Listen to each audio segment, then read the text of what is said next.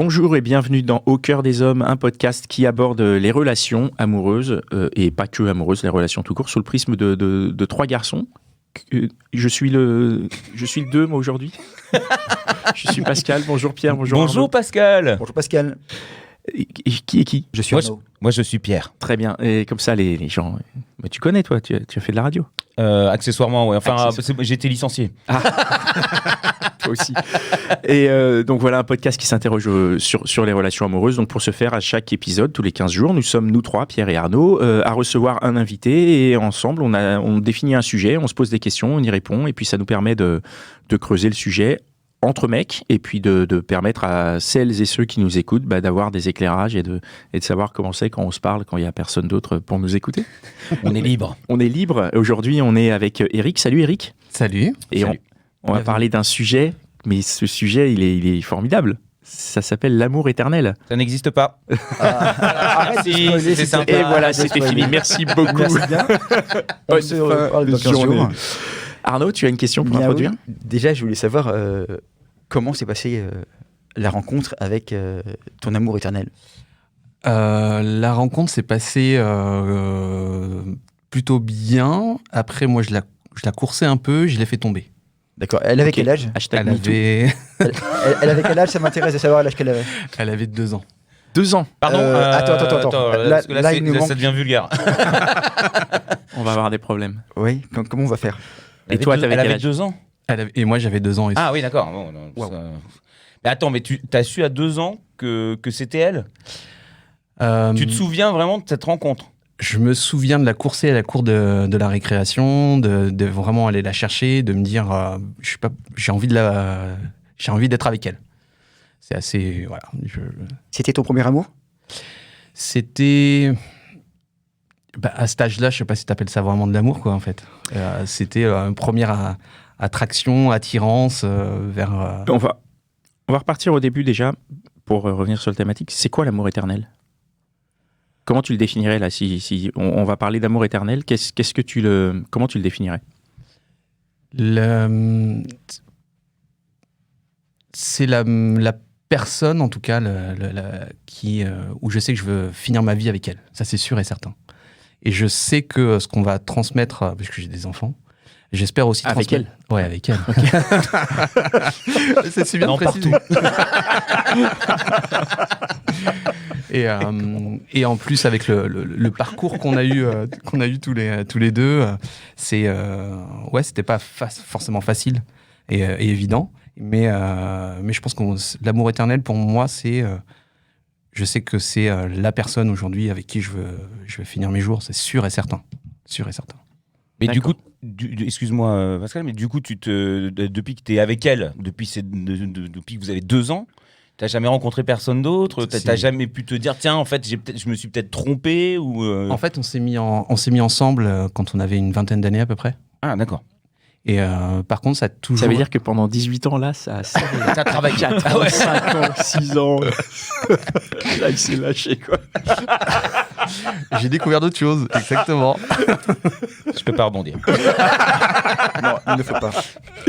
Donc excuse-moi, donc vous vous êtes mis ensemble à 20 ans? Ouais, quand on avait 20 ans, et puis on a chacun vécu nos histoires avant, mais ça a toujours été ma meilleure amie.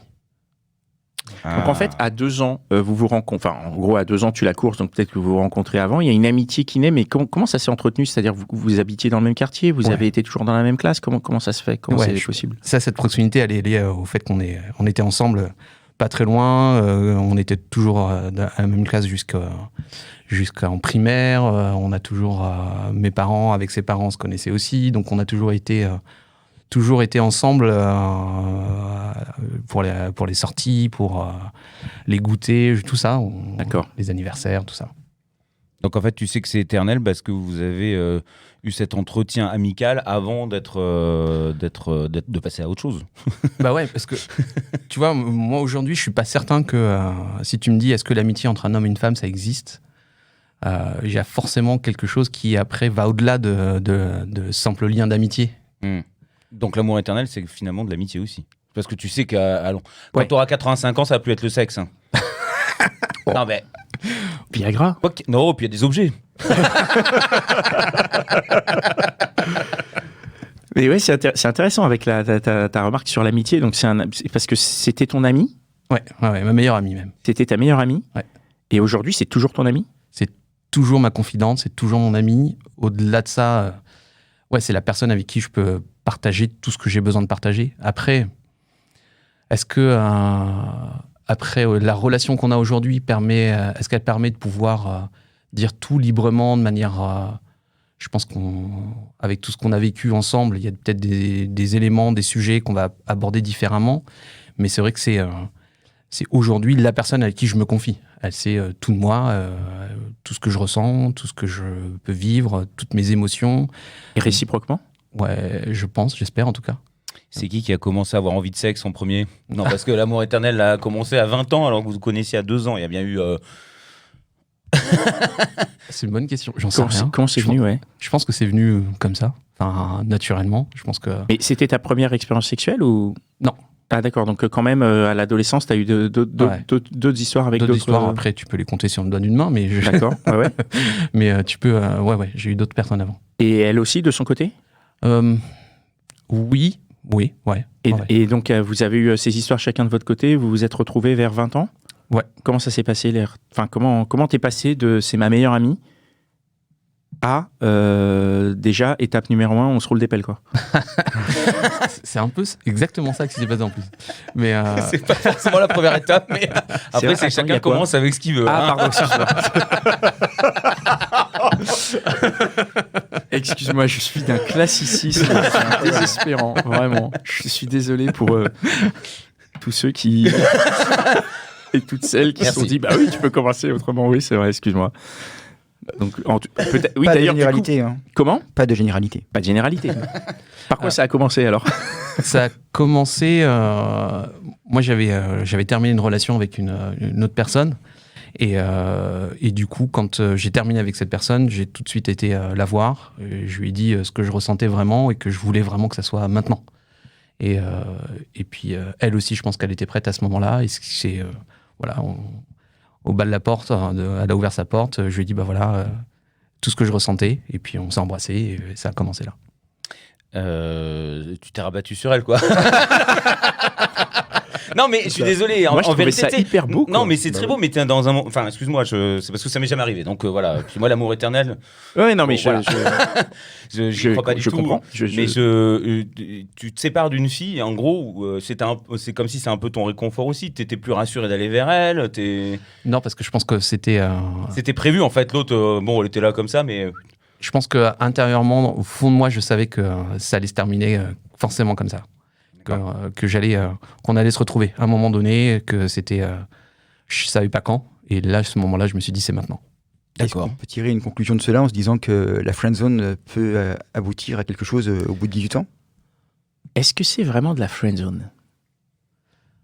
Parce que non mais la friendzone c'est vraiment quand tu attends, tu vois, si t'avais attendu 18 ans comme un dalleux et tout en disant bon elle va finir par craquer, c'est là la friendzone. Si vraiment l'amitié elle est en mode bon bah c'est comme ça et puis qu'en fait le fait que t'aies des étincelles comme ça par des relations qui marchent pas aussi bien et qui te permettent de dire bon bah en fait si elle la bonne, tu vois, du coup moi je pense que la friendzone c'est vraiment quand t'es en situation d'attente, genre que l'autre est prise ou l'autre ne veut pas et enfin c'est ma définition de la friendzone. Oui. Bah ouais. Mais je pense que je suis assez d'accord parce que je pense avoir toujours couru derrière elle. D'avoir été... donc c'est la friendzone, c'est lui qui a raison. Non, mais ça donne de l'espoir, c'est bien.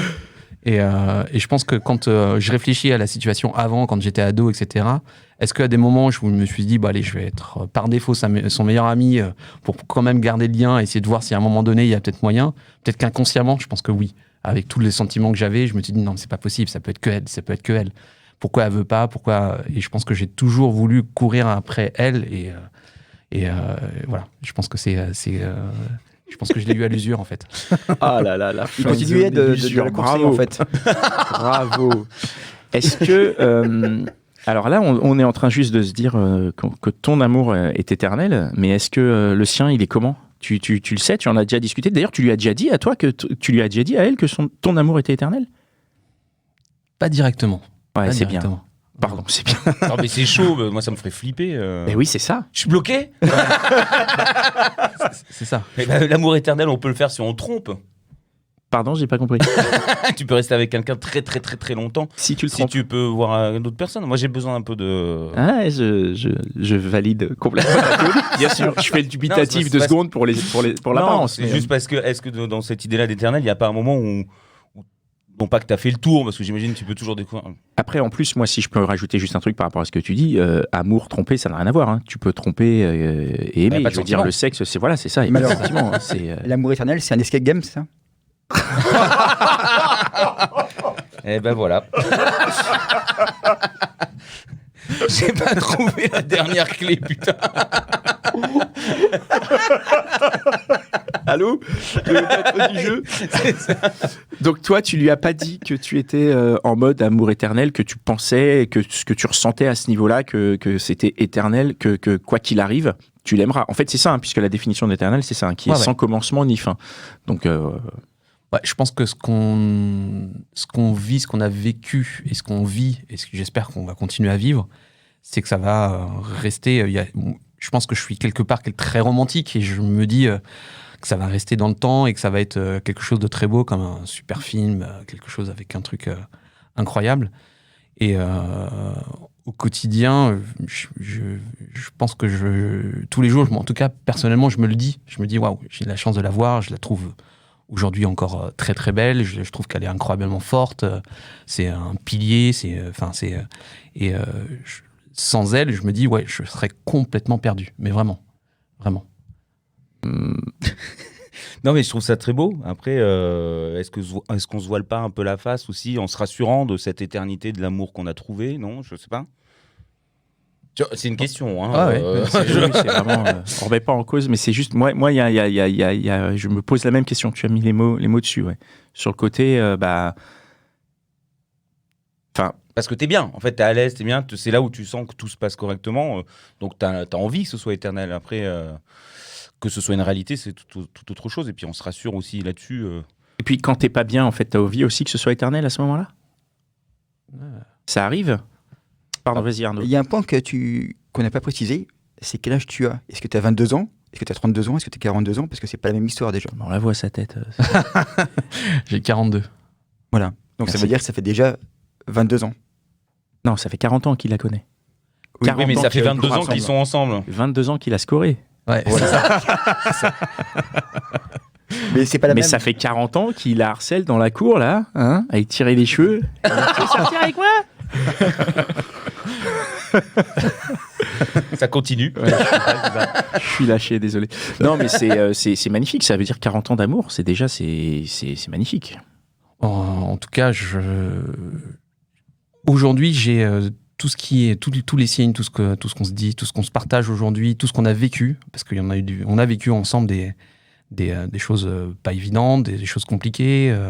On a 2 enfants, mais c'était un long parcours. On a suivi un parcours de PMA ensemble. Donc, je pense que ce lien-là, il est hyper important parce que sans connaître et me dire, c'est sûr, c'est la bonne personne, on va arriver à ce projet qui était notre projet tous les deux commun, d'avoir un enfant et d'espérer d'en avoir 2 enfants. Je pense qu'aujourd'hui, si on se connaissait pas autant, si on n'avait pas vécu tout ce qu'on avait, je m'étais pas dit que c'était la bonne personne, si on se connaissait pas depuis plus de 20 ans, est-ce qu'on aurait traversé toutes ces épreuves de cette manière, de la même manière? Très honnêtement, je pense pas. Et d'ailleurs, ça me fait venir une question qui est celle-là, justement. Quelles sont les épreuves que vous avez traversées? Parce que moi, c'est ce que je pense, que c'est hyper facile, effectivement, d'aimer quelqu'un dans la facilité de la relation, mais que justement, les épreuves, ça peut souder et ça peut dévoiler et ça peut renforcer un amour. Tu vois, ton amour, il peut être vraiment renforcé par la nature des épreuves que tu traverses. Donc, qu'est-ce que, dans ces 22 ans, que vous êtes ensemble, qu'est-ce que vous avez traversé? Est-ce que vous avez traversé des moments difficiles? Est-ce que vous avez eu des choses qui ont fait qu'à un moment, tu vois ce que je veux dire? C'est hyper facile d'être amoureux de quelqu'un qui est joli, qui est gentil, qui est là, avec tout se passe bien. C'est hyper facile, quoi. C'est beaucoup plus difficile de conserver cet amour quand tu traverses des trucs qui peuvent être, selon les vies de chacun, plus ou moins abyssaux, quoi, violents ou pas. Hein. Donc, qu'est-ce que vous avez traversé? Ça y a contribué, d'après toi? Ah ouais, je pense. Déjà, le désir d'avoir un enfant et tout le parcours que ça demande, l'investissement, tout le côté médical, le truc qui est plus du tout sexy dans le fait d'avoir un enfant. Donc vous avez eu des difficultés, c'est ça? Ça a été compliqué? Donc, d'accord. Et du coup, tout ce parcours-là fait qu'à n'importe quel moment, on aurait pu dire, elle aurait pu craquer, te dire non mais c'est bon, vas-y dégage, c'est pas possible, on va pas y arriver, et que ça se termine comme ça. Il y a 1000 fois où ça aurait pu se terminer comme ça. Mais ce qui a été, je pense, cette épreuve-là, je pense que ça a été vraiment un moment important pour nous. Je pense que elle a eu quelques moments des gros coups de pas bien, peut-être limite de dépression, ce genre de choses. Je pense que j'ai été là pour l'épauler et c'est ce qui a permis aussi de me dire ok, je suis là pour toi. Mais elle, quand moi ça a été difficile aussi, on n'a jamais eu de moments où on s'est dit non, c'est bon, c'est terminé. Jamais de pause, jamais envisagé de se dire bon là, vas-y, c'est bon, j'en ai marre. Ce qu'on traverse est trop dur, il faut que je m'éloigne de cette personne. Ça, vous avez jamais vu, quoi? Non. C'est génial, c'est beau. T'as jamais été agacé par un truc qui aurait pu éventuellement gonfler, tu sais, quand ça fait longtemps qu'on est avec une personne? Il y a un élément, on en a au final très peu parlé, mais je pense qu'après la naissance de mon deuxième enfant, elle a eu des soucis à la naissance. Et ma femme a eu une réaction où je me suis dit waouh, non, c'est pas possible, c'est pas elle. C'est pas la femme que je connais, c'est pas celle qui est forte. Ou elle a eu du mal à accepter cette situation, elle a eu du mal à passer outre cet aspect médical, etc. Et là, il y a eu une période après qui était compliquée émotionnellement, compliquée en termes d'organisation, etc. Où tu te dis non, mais qu'est-ce qui se passe? Où est-ce qu'on va aller là? Est-ce qu'on arrive à la fin d'un truc? Est-ce qu'on arrive au bout là? Moi, j'ai eu peur de ça.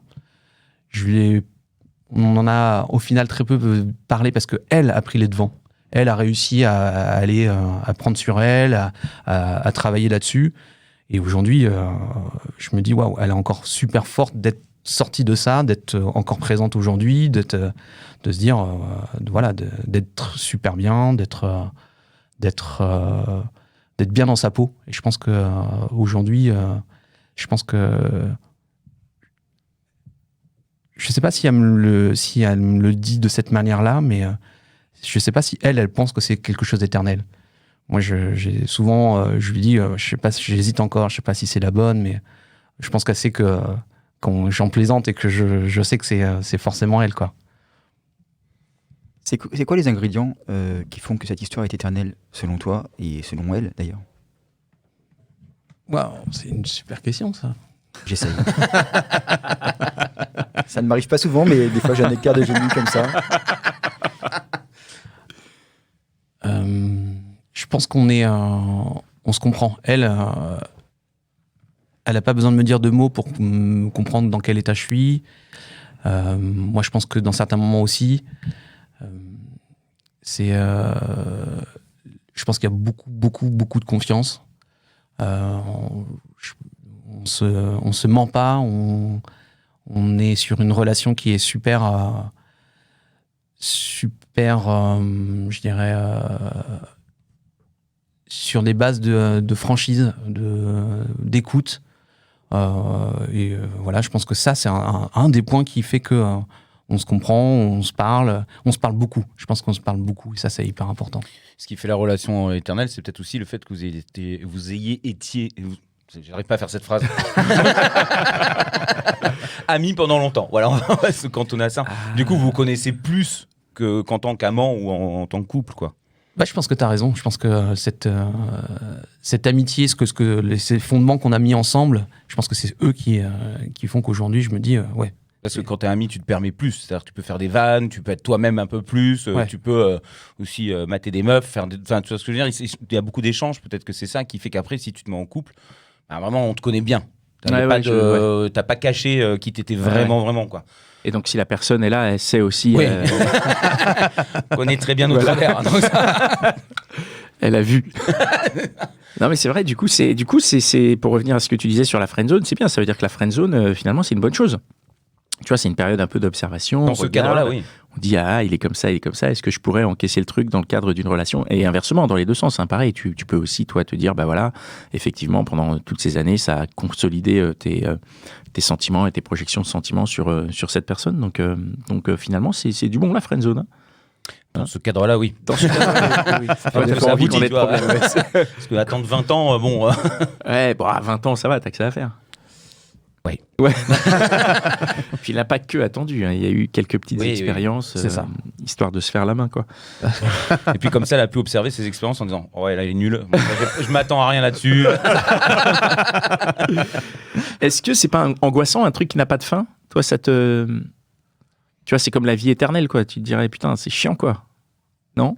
Non, parce que je vis pas avec cette vision-là, avec cet espoir de le garder éternel. C'est pas ce truc qui me motive dans ce que je vis avec elle. C'est pas ça. Je pense que cet amour éternel, c'est plutôt un constat, tu vois, quelque chose où on me dit wow, ça fait 40 ans que tu la connais, ça fait autant de temps que t'es avec elle. Et c'est là où tu te dis, bah ouais, mais en même temps, ça se passe bien, moi je suis super bien, elle est super bien, je pense que... Et c'est plus cette... je vis pas avec ce mythe cet amour éternel que je vais avoir avec elle toute ma vie. Non, c'est pas ce mythe-là que je veux. C'est au quotidien, c'est ce que je vis avec elle. Je pense qu'on se prend pas la tête. Ça, c'est important aussi. Ok. Et l'amour éternel, est-ce que tu l'as pour tes enfants Tu penses que tu vas avoir le même amour éternel pour tes enfants? C'est pas pareil.